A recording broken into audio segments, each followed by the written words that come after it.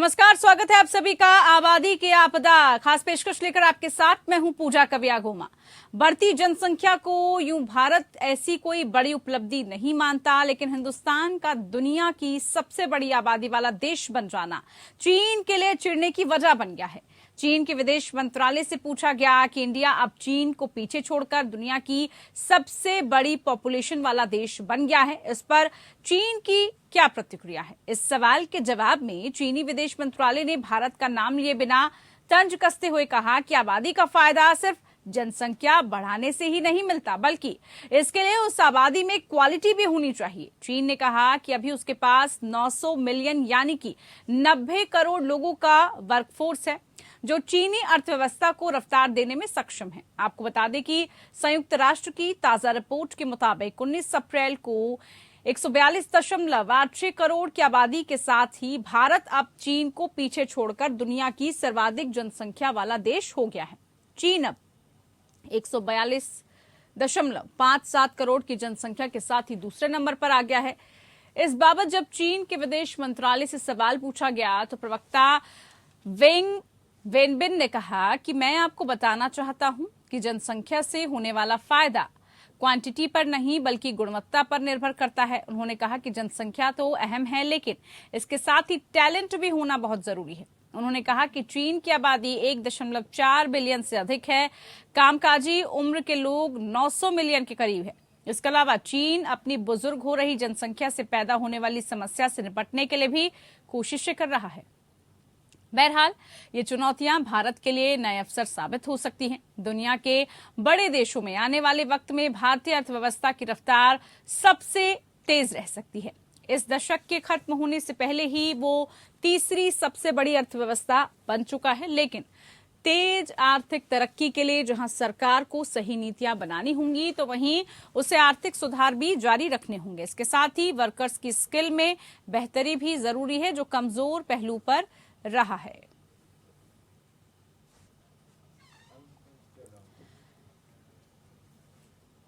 तो आबादी और आपदा ये कितना बड़ा भारत के लिए एक नया परिवर्तन लेकर आएगा, इसको लेकर आज हम चर्चा करेंगे। साथ ही चर्चा इसको लेकर भी होगी कि आखिरकार चीन जिस तरह से अब चिढ़ गया है, जब चीन से पूछा गया तो जवाब भी आया कि क्वालिटी नहीं बल्कि क्वांटिटी होनी चाहिए, यानी कि गुणवत्ता जरूरी है। वैसे में कैसे उस गुणवत्ता को भारत उजागर करेगा?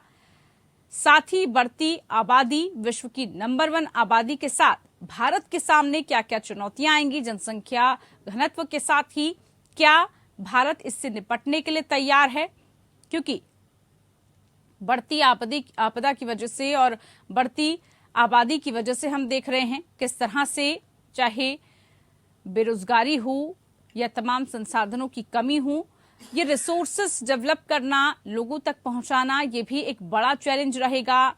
साथ ही इस आबादी को कैसे सही तरह से यूटिलाइज करना है, कहां पर इसका इस्तेमाल करना है, जो युवा शक्ति है भारत की उसको किस दिशा में लेकर जाना है, ये सब महत्वपूर्ण पहलू हैं। क्योंकि जब हमने देखा कि चीन की जब बात की जाती थी तो चीन में बहुत सारी नीतियां लाई गई, हालांकि बहुत सारी नीतियां फेल भी साबित हुई उसकी। चीन की आबादी का अर्थव्यवस्था पर कैसे असर पड़ा और अब उसी अर्थव्यवस्था को भारत को कैसे भुनाना है। साथ ही अहम इसमें यह बात भी है कि चीन की जो लेबर है वो महंगी है, जबकि भारत की लेबर सस्ती है और भारत इसका फायदा विश्व स्तर पर उठा भी सकता है। ये सब बहुत सारे पहलू हैं जिसको लेकर हमें चर्चा करनी है। साथ ही इस बढ़ती आबादी के साथ ही क्या भारत अर्थव्यवस्था के लिहाज से, विकास के लिहाज से भी नंबर 1 हो जाएगा? क्या विकासशील से बढ़कर विकसित देशों की श्रेणी में भारत आ पाएगा?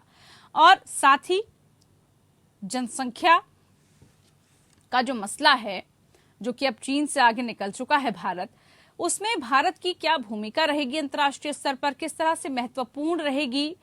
क्योंकि बढ़ती आबादी के साथ, सबसे ज्यादा आबादी के साथ उस आबादी को कंट्रोल करना, नियंत्रण में करना, उसके लिए सभी रिसोर्सेज उत्पन्न करना, सभी तरह की जो संसाधन है वो देना, ये एक बड़ा चैलेंज हो सकता है। इसके अलावा चीन जिस तरह से कह रहा है कि उसको गुणवत्ता दिखती है, उसको उसकी जनसंख्या में गुणवत्ता दिखती है, तो क्या ये बढ़ती जनसंख्या, बढ़ती आबादी भारत के लिए भी आने वाले दिनों में गुणवत्ता ला सकती है?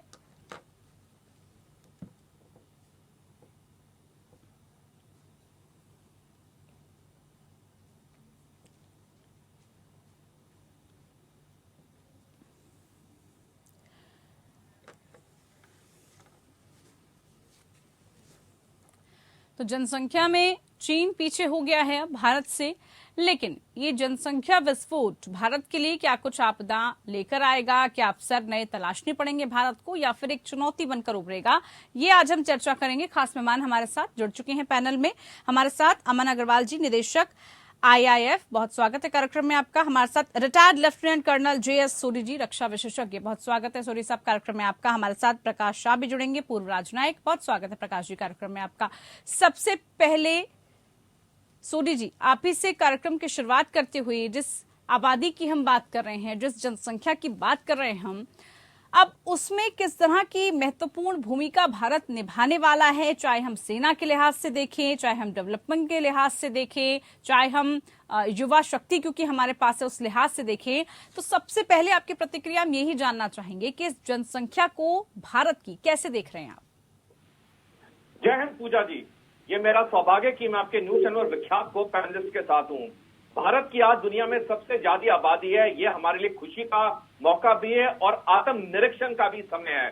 खुशी का मौका इसलिए क्योंकि कई कारण है कि भारत की जनसंख्या सबसे ज्यादा हो चुकी है। उसमें से एक मुख्य कारण है कि हमारा मेडिकल और हेल्थ इंफ्रास्ट्रक्चर इतना अच्छा है कि जब हम आजाद हुए 1947 में, तब हमारी लाइफ एक्सपेक्टेंसी सिर्फ 31 साल की थी और 2020 में ये 70 साल की हो गई। दूसरा, ये आत्मनिरीक्षण का अवसर इसलिए है क्योंकि किसी भी देश के पास लिमिटेड नेचुरल रिसोर्सेज होते हैं। बिल्कुल, बिल्कुल। और जब आबादी इतनी बढ़ती है तो नेचुरल रिसोर्सेज पे, सरकार पे, शासन पे बहुत प्रेशर आता है। तो हमें ये जो हमारी जनसंख्या है, इसे हमें दोनों नजरिए से देखना चाहिए। जहां तक चीन की बात है, जो चीन ने ये टिप्पणी की है कि भारत के पास क्वांटिटी क्वालिटी नहीं है, मैं चीन को आपके चैनल के जरिए बताना चाहूंगा, भारत के पास जनसंख्या की क्वांटिटी भी है, क्वालिटी भी है। क्वालिटी इसलिए क्योंकि आज अधिकतर फॉर्च्यून 500 कंपनीज के CEO भारतीय हैं। दूसरा, भारत मूल के लोग कई देश में प्रधानमंत्री हैं, राष्ट्रपति हैं। तीसरा, भारत की सेना ने हमेशा चीन का कड़ा मुकाबला किया। तो जहां तक क्वालिटी की बात है, चीन को पहले इंट्रोस्पेक्शन करना चाहिए, उनकी क्वालिटी क्या है। भारत में क्वालिटी की कोई कमी नहीं है। जैसे मैंने आपको बताया कि हमारा ये एक मौका है आत्म निरीक्षण भी करने का, ताकि हम अपने हर नागरिक को अच्छी से अच्छी सुविधा दे पाए। और अगर जरूरत पड़े तो सरकार को पॉपुलेशन कंट्रोल बिल भी लाना चाहिए, ताकि हमारे सारे नागरिकों को विकास का जो हिस्सा है वो इक्वली मिले और किसी भी वर्ग के ऊपर ज्यादा तनाव नहीं आए। बिल्कुल, बड़ी अहम बात आपने, बड़े अहम पॉइंट्स आपने सूरी जी समझाए हैं और यकीनन इस पर मंथन करने की आवश्यकता भी है। लेकिन इस आबादी को कैसे सही दिशा में लेकर जाना है और क्या कुछ इस आबादी के मद्देनजर हमें और संभावनाएं तलाशने की जरूरत है, ये बड़ा महत्वपूर्ण हो जाता है। ऐसे में अमन अग्रवाल जी, इकोनॉमी की अगर हम बात करें, अर्थव्यवस्था की बात करें, किस तरह का असर अब आप देख रहे हैं? नंबर 1 विश्व पटल पर, नंबर 1 जनसंख्या को लेकर पहले ही हम कितनी चर्चाएं कर चुके हैं, एक चिंता का विषय भी है। लेकिन अगर हम इकोनॉमिक सेक्टर में देखें, किस तरह का इम्पैक्ट, किस तरह का प्रभाव आपको पड़ता हुआ नजर आ रहा है भारत का इंटरनेशनल लेवल पर? देखिए जी, मेरे विचार में जो आंकड़े आए हैं, जरूर एक ये सेंटिमेंटल वैल्यू होती है, देखने की बात होती है। आदमी कहता है कि मैं पहले नंबर 1 पे नहीं था, अब नंबर 1 पे आ गया हूँ पॉपुलेशन में, पर नंबर 2 पे तो हम सब भी थे। और जो रिसोर्सेज के ऊपर इम्पैक्ट पड़ रहा था वो पहले भी पड़ रहा था। ये सोचना कि ये आंकड़े आने से जो है इम्पैक्ट ज्यादा हो जाएगा या कम हो जाएगा, मेरे विचार में गलत है। दूसरी चीज, जो 1960s और 70s में और इवन 1930 से लेके 1970s तक जो इकोनॉमिस्ट थे, वो इकोनॉमिक ग्रोथ की बात करते थे। वो कहते थे पॉपुलेशन एक कर्स है, क्योंकि वो माउथ को देखते थे कि वो खाना कंजम्पशन कर रहे हैं, जैसे मेरे मित्र ने भी कहा अभी कि रिसोर्सेज कंज्यूम कर रहे हैं। तो रिसोर्सेज कंज्यूम कर रहे हैं, तो रिसोर्सेज कंजम्पशन की बात वहां पे आती थी। पर यहाँ पे रिसोर्सेज कंजम्पशन की बात नहीं है, क्योंकि जो लोग आ रहे हैं, जो वो हाथ भी लेके आ रहे हैं, प्रोडक्शन की बात है, ग्रोथ की बात कर रहे हैं। तो इसलिए ये धारणा लेना कि जो है सिर्फ रिसोर्सेज कंजम्पशन है, वो मेरे विचार में गलत धारणा है। आज हम जो बात करते हैं वो फाइनेंशियल डेवलपमेंट की बात करते हैं, हम economic growth, pure economic growth की बात नहीं करते हैं। तो उस विचार से बढ़ोतरी की तरफ, और यही चीज चाइना ने देखी। हिंदुस्तान में जो पॉपुलेशन ग्रोथ हो रही है उसकी वजह से जो ग्रोथ इम्पेटस कोरोना के बाद हिंदुस्तान को देखने को मिला, चाहे वो एंटरप्रेन्योरशिप के थ्रू हो, स्टार्टअप के थ्रू हो, और चीजों के द्वारा हो, वो जो देखने को मिला, सरकार की मुहिम चलती आ रही है। जिस तरीके से इतनी बड़ी जनसंख्या होने के बावजूद जो वैक्सीनेशन है उसकी ड्राइव सक्सेसफुली चल पाई, हेल्थ केयर सिस्टम, चाहे वो प्राइवेट सेक्टर का हेल्थ केयर हो, पब्लिक सेक्टर का हेल्थ केयर हो, और हिंदुस्तान में बहुत सारी चीजें प्राइवेट सेक्टर, चाहे स्कूलिंग को हम लेके चले, चाहे हेल्थ केयर को लेके चले, मीडिया सर्विसेज को हम लेके चले, जो न्यूज, चाहे ब्रॉडकास्टिंग है, चाहे वो प्रिंट के अंदर हो, चाहे वो वीडियो के अंदर हो, चाहे वो ऑडियो के अंदर हो, जिस तरीके से प्राइवेट सेक्टर, एक इंडिविजुअल जो है, एक एमएसएमई हिंदुस्तान की बढ़ोतरी के अंदर ग्रो कर रहा है, इसलिए हमारे को पॉपुलेशन ग्रोथ से इतना इफेक्ट। जो प्रॉब्लम है भारत सरकार के सामने वो ये है, क्योंकि ज्यादातर जो हमारी जनसंख्या है वो यूथ है, सबसे ज्यादा प्रोडक्टिव कैपेसिटी है। उस यूथ को अगर हम ठीक डायरेक्शन नहीं दे पाएंगे, ठीक डायरेक्शन में नहीं लगा पाएंगे, रोजगार हम जनरेट नहीं कर पाएंगे, चाहे वो प्राइवेट सेक्टर में रोजगार जनरेट हो, चाहे वो पब्लिक सेक्टर में रोजगार जनरेट हो, बड़ा मसला भी है, नहीं होंगे तो वहां से नेगेटिव जो इम्पैक्ट आएगा इकोनॉमी के ऊपर, सिविल डिसऑर्डर आने की जो प्रॉब्लम होती है वो हो सकती है, पर लोगों की इससे हमें प्रॉब्लम नहीं है। और हमारा जो ब्रेन है, हमारा जो कार्यस्थल है, वो विश्व के अंदर, जैसे मेरे मित्र ने कहा कि प्रधानमंत्री हैं, प्रेसिडेंट हैं, टॉप इंस्टीट्यूशन के हेड्स हैं, चाहे वो प्राइवेट हो या सरकारी हो, अलग अलग देशों में हैं, चाहे वो रेस्टोरेंट चला रहे हो, चाहे वो बिजनेस चला रहे हो, चाहे टीवी चैनल चला रहे हो, अलग अलग चीजें बड़े तेजी से चला रहे हैं विश्व के अंदर। तो इसलिए जो हिंदुस्तान का जो पोटेंशियल है उसको विश्व की रिकग्निशन पिछले 30-40 सालों में अलग अलग क्षेत्रों, चाहे वो मैथमेटिक्स हो, आईटी हो, मीडिया सर्विसेज हो, चाहे वो और सॉफ्ट स्किल सर्विसेज हो, उसमें देखती हुई नजर आई है। और जो चीन नहीं कर पाया है वो हिंदुस्तान काफी अच्छी तरीके से ह्यूमन रिसोर्स डेवलपमेंट में कर पाया है। बिल्कुल, वो हम देख रहे हैं कि किस तरह से विकास के नए मायने, विकास के नए पैमाने जो हैं भारत ने रख दिए हैं। प्रकाश राज जी, बढ़ती जनसंख्या नंबर 1 पर आना किस लिहाज से महत्वपूर्ण है? कितना विकास आपको लग रहा है हो पाएगा? और चीन पर इसका क्या इम्पैक्ट, क्योंकि चीन ये कह रहा है कि भाई क्वालिटी के साथ साथ क्वांटिटी होना बहुत जरूरी है, और वो क्वांटिटी चीनी लोगों में है, भारतीयों में नहीं। उनके कहने, चीन का कहने का कोई मतलब नहीं है। जो मतलब है वो हमारे को अपने आप बोलना है जी, और बोलने का हमारा तो उसमें देश में कौन देखिए, एक तो नजदीक से 200 कंट्रीज है, उसमें से खाली 3 कंट्रीज में हिंदुस्तानी नहीं है। तो हिंदुस्तान की बढ़ता पॉपुलेशन और ज्यादा जाएंगे, वो लोग ज्यादा करेंगे, young people will be doing ये सब ज्यादा करेंगे काम, और वो करेंगे जब काम ज्यादा, तो वो ही करेंगे जो हिंदुस्तान की पॉलिसी है।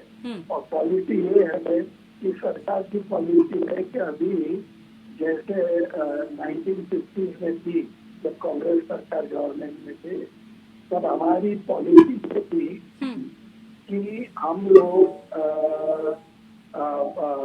ब्रेन ड्रेन की बात ज्यादा करते हैं। अभी ब्रेन ड्रेन की बात ही नहीं करते, ब्रेन ड्रेन जैसा सवाल जवाब कोई है ही नहीं, क्योंकि हमारा जो है, हमको ब्रेन भेजना है, ब्रेन भेज के तो जितना यंग हिंदुस्तानी जाएगा उसमें पॉलिटिक्स ज्यादा होगी। तो चीनी लोग बोल सकते हैं कि हिंदुस्तान की क्वालिटी कम है, और लेकिन सच बात नहीं है। ठीक, बिल्कुल। और यकीनन, क्योंकि देखिए चीन अगर इस तरह की बात कह रहा है तो उसके अपने ये बात होगी, अपनी अपनी प्रतिक्रिया होगी, लेकिन भारत इसको कैसे देख रहा है और अब भारत को किन चीजों पर और ज्यादा फोकस करने की, नजर दौड़ाने की जरूरत है, इसको लेकर चर्चा करेंगे। और बढ़ती आबादी, बढ़ती जनसंख्या आखिरकार क्या कुछ चुनौतियां अपने सामने लेकर आएगी। बात जनसंख्या की, बढ़ती आबादी की, भारत नंबर 1 पर जनसंख्या के लिहाज से तो विश्व पटल पर पहुंच गया है, लेकिन उसके सामने क्या कुछ चुनौतियां रहने वाली हैं, इस पर हम चर्चा कर रहे हैं। सोडी जी, क्या लग रहा है आपको, जिस तरह से हमने देखा कि चीन की वन चाइल्ड पॉलिसी जो नीति है वो फेल हो गई कंट्रोल करने के लिए। अब जैसे आपने भी जिक्र किया था कि ठीक है, रिसोर्सेज डेवलप करने की आवश्यकता है, लेकिन जनसंख्या को नियंत्रण करना भी एक बड़ी चुनौती है और ये एक समस्या भी है जिससे भारत को निपटना है। अब चीन में जिस तरह से पॉलिसी फेल हुई है, भारत को किस तरह की नीति, किस तरह की पॉलिसी अपनाने की आवश्यकता है, क्या कुछ करने की जरूरत है? पूजा जी, मेरे राय में दो चीजें भारत को इस वक्त करने की अहम जरूरत है। सबसे पहले है कि हमें पॉपुलेशन कंट्रोल बिल लाना चाहिए जिसमें हम मैक्सिमम 2 बच्चे करें पर मैरिड कपल, क्योंकि चीन की वन चाइल्ड पॉलिसी फेल हुई, वो होनी थी। अगर हम बड़े लोगों की बात पढ़ें किताबों में, तो वन चाइल्ड पॉलिसी कहीं पे भी सक्सीड नहीं हुई है, क्योंकि एक नेचुरल प्रोसेस होता है, कोई भी मैरिड कपल चाहता है कि कम से कम उसके 2 बच्चे हों। तो पहली बात तो भारत को पॉपुलेशन कंट्रोल बिल लाना चाहिए जिसमें 2 चाइल्ड पॉलिसी होनी चाहिए। दूसरी चीज, हमारे भारत के जो व्यापारी हैं, इन्हें भारत के अंदर जो भारतीय सरकार ने आत्मनिर्भर भारत और मेक इन इंडिया जैसी एक सफल स्कीम निकाली है, उसका पूरा फायदा उठाना चाहिए। अगर हम आंकड़े देखें, 2021 में भारत और चीन का जो व्यापार था वो 125 US बिलियन डॉलर था और वो 2020 के बनस्पत 43.3% ज्यादा था। 2022 में हमारा व्यापार चीन के साथ 135 बिलियन US डॉलर हो गया।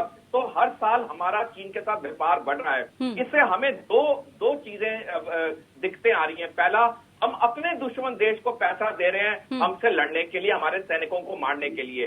दूसरी चीज, क्योंकि हमारे व्यापारी चीन से चीजें इंपोर्ट कर रहे हैं, भारत में कम बना रहे हैं, हमारे जो यहाँ पे एम्प्लॉयमेंट के अवसर हैं वो कम है। जब तक हमारे व्यापारी भारत में चीजें नहीं बनाएंगे, चीन से इंपोर्ट करना बंद नहीं करेंगे, हमारी ये जो जनसंख्या की प्रॉब्लम है इस पे अफेक्ट आना शुरू हो जाएगा। क्योंकि जैसे मेरे विख्यात दोनों को पैनलिस्ट ने कहा कि ये हमारे रिसोर्सेज पे एक बहुत दबाव ऑलरेडी ला रहा था, अब और भी लाएगा, क्योंकि हमारे एम्प्लॉयमेंट अपॉर्चुनिटीज कम है। तो जब तक हम ये दो चीजें नहीं करेंगे, ये जो जनसंख्या हमारी सबसे ज्यादा है, ये आने वाले वक्त में हमारे लिए बहुत बड़ी दिक्कत भी हो सकती है। बिल्कुल बिल्कुल, इन दिक्कतों को हमें समझना होगा।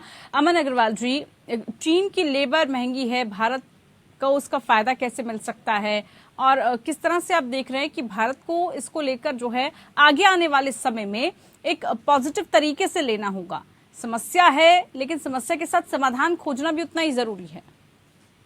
देखिए जी, मेरे विचार में जो मैं 2-3 पैनल पे रहा पिछले कल से आज में, और सब लोग ये बिल की बात कर रहे हैं। जिस देश के अंदर जो पॉलिटिशियंस हैं और जो ब्यूरोक्रेट्स हैं, उनके ही 4-4, 5-5, 6-6, 10-10 बच्चे होते हैं, तो वो क्या जनसंख्या लागू करने की बात करेंगे और कौन से बिल को अप्रूव करेंगे कैबिनेट के अंदर? ज्यादातर जो पॉलिटिशियंस हैं उनके काफी सारे बच्चे हैं। तो अब इस स्थिति के अंदर हम ये सोचें कि वो एक ऐसा बिल से कानून लाने की बात करें जिसमें रिस्ट्रिक्शन रहेगा। कुछ कंट्रीज ने किया है, वियतनाम जैसा कंट्री है, वहाँ पे 2 बच्चे से ज्यादा भी अलाउड है, तो पेनल्टी देनी पड़ती है अगर आप 2 बच्चे से ज्यादा कर रहे हैं, या कोई आप सरकारी पद पे आप नहीं रह सकते हैं, या सरकारी ऑफिस या पॉलिटिकल पार्टी का या मेंबर पार्लियामेंट आप नहीं बन सकते हैं अगर आपके 2 बच्चों से ज्यादा है। तो इस तरीके की पॉलिसीज लाई जरूर जा सकती है, तो ये कहना कि लागू करना आसान है, ये बहुत ही डिफिकल्ट रहता है लागू करना। दूसरी चीज है कि हम अपने साधन बढ़ाएं, चीजें बढ़ाएं। इस समय जो मार्केट है, एम्प्लॉयमेंट मार्केट, क्योंकि इंटरनेट की सुविधा है, तो वर्ल्ड इस समय हमारी ग्रोथ जनरेट करने के लिए वर्ल्ड मार्केट हमारी एम्प्लॉयमेंट मार्केट है। सरकार को ये कोशिश करनी होगी कि किस तरीके से रेगुलेशंस को कम किया जाए। इस समय लाइसेंसिंग भी काफी हद तक बहुत ज्यादा चल रहा है, जैसे 1980s में हुआ करता था। ऊपर से करप्शन जो है वो भी तीव्र तरह से बढ़ता जा रहा है। तीसरी चीज जो है, एम्प्लॉयमेंट जनरेशन के ऊपर सरकार अब पिछले 8-9 महीने से मुहिम उठाई, बिकॉज उन्होंने लेस गवर्नमेंट मोस्ट गवर्नेंस की बात कर रहे, मतलब गवर्नेंस तो इफेक्टिव हो पर गवर्नमेंट सरकार का जो महकमा हो छोटा हो, सरकार की मुहिम से 2014 से। तो उस मुहिम के तहत बिल्कुल। वो लोगों ये- को हायर नहीं कर रहे थे, जिसकी वजह से करीबन 40 से 65% वैकेंसी अलग अलग डिपार्टमेंट में है। जो प्रधानमंत्री जी ने 9 महीने पहले कहा कि हम ठीक। बढ़ना चाहेंगे और बढ़ने के लिए निर्देश दिए, तो हमें कुछ एम्प्लॉयमेंट ग्रोथ सरकारी महकमों में देखने को मिलेगी, पर उससे ज्यादा जो एम्प्लॉयमेंट ग्रोथ है वो दोनों पब्लिक और प्राइवेट सेक्टर में देखना करना जरूरी है। बिल्कुल बिल्कुल। मार्केट हमारे को देख रही है, उसको देखते हुए चाहे वो ऑटोमोबाइल्स हो, चाहे वो सेमीकंडक्टर्स हो, चाहे वो IT बेस्ड टेक्नोलॉजी हो, हम उसको बढ़ाएं और बढ़ाने के मौके दें। भारत सरकार कहती तो है कि हम करना चाहते हैं, पर इतनी सारी बॉटलनेक्स हैं कोई भी कार्य करने में कि उसको बढ़ाने के लिए किसी भी निवेशकर को, चाहे वो MSME हो, चाहे वो एक एजुकेशनल इंस्टीट्यूशन हो, चाहे वो एक मीडिया ऑर्गेनाइजेशन हो, उसको बढ़ाने करने के लिए इतने सारे बॉटलनेक्स हैं कि करप्शन का माध्यम भी खुलता है और बढ़ना ये भी मुश्किल हो महत्वपूर्ण जाता बात है, महत्वपूर्ण है ये इसलिए मंजू। जब वो बढ़ेंगे तो ऑटोमेटिकली लोगों को जॉब भी मिलेगा और ये जो प्रॉब्लम हमें देखने को मिलती है रिसोर्सेज की, वो नहीं देखने को मिलती। ये चैलेंजेस भी हैं और इन चैलेंजेस से निपटना कैसे है हमें जरूर देखना है। प्रकाश जी, बहुत शॉर्ट में किस तरह से कंक्लूड करेंगे आप इस पूरे डिस्कशन को? क्या कुछ लग रहा है कि इस पूरी आबादी का आगे आने वाले दिनों में अवसर भी मिल सकता है? समस्याएं तो हमने समझ ही ली हैं। नहीं, हमारा ये